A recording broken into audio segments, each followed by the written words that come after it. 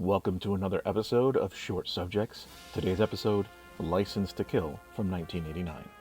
Directed by John Glenn, with a screenplay by Michael G. Wilson and Richard Maibaum, based on the James Bond characters by Ian Fleming.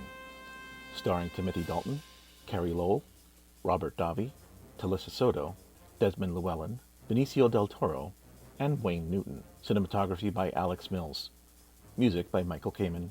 Distributed by MGM United Artists. When CIA operative Felix Leiter is left for dead by a vicious drug kingpin, Sanchez, James Bond makes it his personal vendetta to take him down, going so far as becoming a rogue agent. In the illustrious history of James Bond films, one entry has often been overlooked and unfairly maligned: Timothy Dalton's portrayal in the 1989 film License to Kill. Despite being a stellar and gritty Bond, Dalton's take on the iconic character often falls under the shadow of his predecessors. Dalton, however, brought a raw intensity to Bond that was remarkably close to Daniel Craig's later interpretation. His Bond, true to Ian Fleming's original vision, was ruthless and embittered, making him a refreshing departure from the suave, debonair Bonds of the past. License to Kill doesn't portray Bond as a guy who needs gadgets, but rather as what he's supposed to be, a highly skilled, cunning secret agent. There are one or two cute little Q gadgets, but for the most part, Bond has to rely on his training and skills. Despite Dalton's phenomenal performance, License to Kill faced a tough battle at the box office. It became the worst performing Bond film in terms of grosses, leaving many to wonder why. Perhaps it was because the movie deviated significantly from the traditional Bond formula. While it retained some quintessential elements such as the presence of Q, it ventured into uncharted territories with its more extreme violence than usual. This film showcased a level of brutality not seen before in the Bond franchise. From a man being maimed by a tiger shark, to another being trapped in a decompression chamber resulting in a ghastly explosion. The movie pushed the boundaries of what Bond fans were accustomed to. What truly set License to Kill apart was its more well-rounded Bond girls.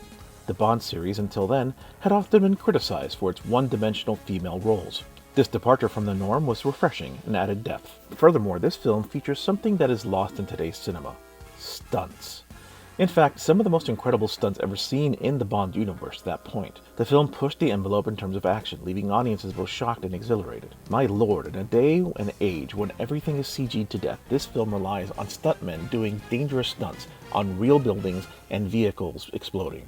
What a concept. It looks so much better and cooler when you know that the 18-wheeler at the end of the film was actually blown up by a stunt coordinator and not a laptop.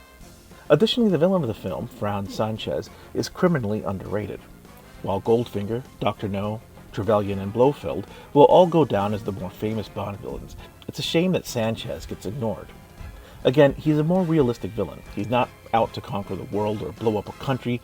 He's just a drug lord out to make money. Pure and simple. In retrospect, License to Kill might not have been a commercial success, but it undeniably left its mark on the Bond legacy. Dalton's fierce portrayal, the intense violence, the great Bond girls, and the jaw-dropping stunts all contributed to making it a unique and memorable installment in the franchise. It might not have resonated with everyone at the time, but its daring approach and willingness to break conventions have earned it a special place among Bond enthusiasts, showcasing that there's more to 007 than just martinis and charm. Anyway, you can hate on Dalton if you want, but License to Kill is a fun, ass-kicking movie with lots of explosions and sweet stunts. And really, what more can you ask for? License to Kill is currently streaming on Paramount+. You can digitally rent or purchase it at most digital retailers, and it is available on Blu-ray and DVD.